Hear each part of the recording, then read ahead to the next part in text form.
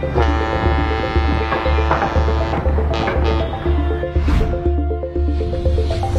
Panama Canal is the most important waterway on Earth. It turns this journey into this, and it brings the United States closer to both Europe and Asia. The marvel that is the Panama Canal is both narrow and short, and yet every year, about 14,600 ships pass through its locks. Here is how. Canals have existed in some capacity for nearly all of human history. As traveling by boat is one of the most ancient modes of transport, it's no wonder that ancient engineers figured out a way to connect two bodies of water together, creating new, more efficient shipping routes.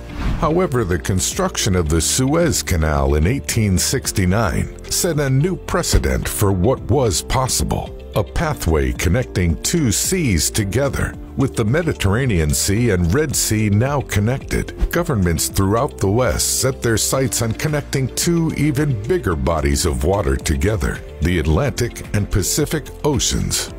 During the California gold rush of the mid-19th century, Panama was often used as a shortcut for shipping goods from New York to California. Ships would dock either on the Pacific or Atlantic side and transport their goods across what is now Panama. Eventually, a railroad was built to make the shortcut more efficient. The French had different plans, though. In 1881, work began on building a sea-level canal similar to Egypt's Suez Canal. However, a combination of poor planning and inefficient design led to France failing to make any meaningful headway into constructing a canal. After significant worker casualties due to illness, floods, and poor management, the U.S. took over construction in 1904. Chief Engineer John Frank Stevens took one look at the geography and instantly knew why the French had failed. A sea-level canal was simply not possible. Thus, work began on the creation of the world's then largest artificial lake, Gatun Lake. By damming the nearby Chagres River, engineers created the artificial lake to function as a water reservoir system, 85 feet above sea level. This would work in conjunction with a series of canal locks to raise and lower ships as needed as they passed through the canal. Further expansion projects would then ensue as the ship traffic passing through the canal steadily increased throughout the years. So how does the Panama Canal work?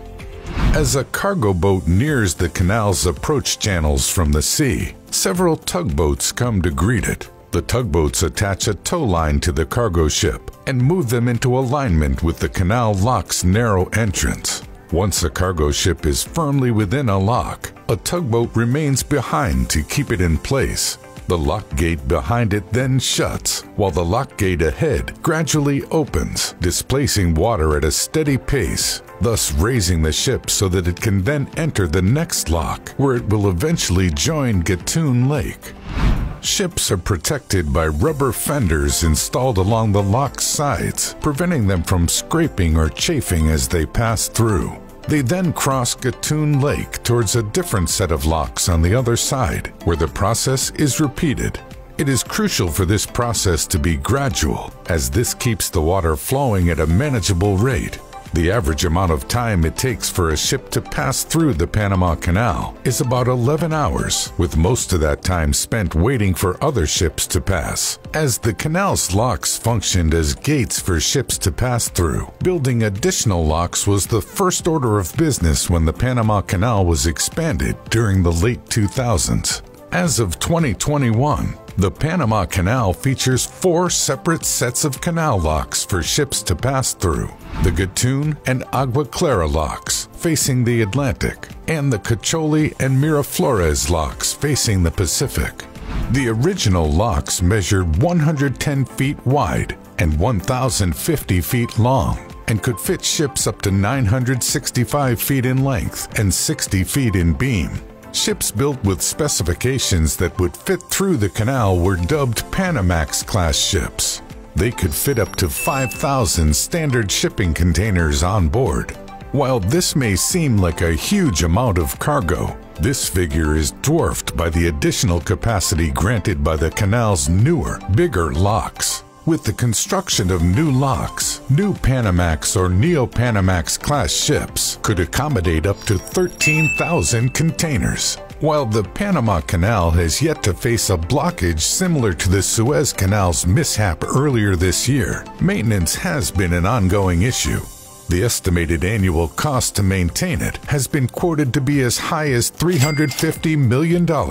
Engineers are constantly fighting natural phenomena such as erosion and landslides just to keep the canal intact. Over its century of service, the Panama Canal has ferried an innumerable amount of cargo between its narrow straits. Chances are, many of the things you own have found themselves on a ship passing through the Panama Canal at one point. Here's to hoping this marvelous feat of engineering lasts 100 years more.